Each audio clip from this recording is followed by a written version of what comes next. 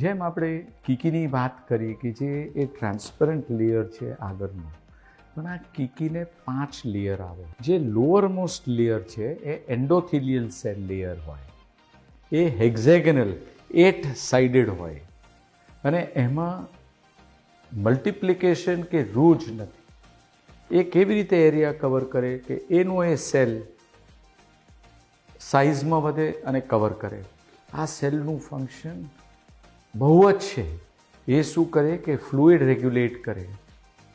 આપણા કીકીની અંદર ફાઇબર્સ હોય, જો વધારે ફ્લુઇડ આવી ગયું ને એક ફાઇબરને બીજા વચ્ચે ફાઇબર્સની વચ્ચે ફ્લુઇડ આવી જાય તો ટ્રાન્સપરન્સી જતી રહે, આ કીકી સફેદ થઈ જાય.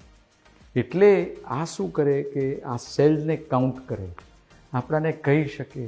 આપણે જન્મીએ ત્યારે આપણે 4000 હોય, મોતિયો કરતાં પહેલાં કદાચ નીચે સેલ્સ કાઉન્ટ આવી ગયો હોય તો પહેલેથી પેશન્ટને કહી શકીએ કે ભાઈ અમે મોતિયો તો કાઢીશું પણ તમને આ તકલીફ થઈ શકે, ફિકર નહીં કરો.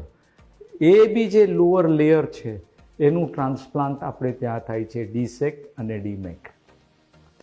એ બી ઓછું હોય તો પણ આપણે કરી શકીએ. પણ આ મશીન આપણાને ક્વોન્ટિફિકેશન રીતે જે હેક્ઝેગનલ સેલ્સ હોય એની મોર્ફોલોજી અને એની ક્વોલિટી અને નંબર ઓફ સેલ્સનું આપણને માહિતી મળે, એટલે આ ટૂલ બહુ અગત્યનું બને છે.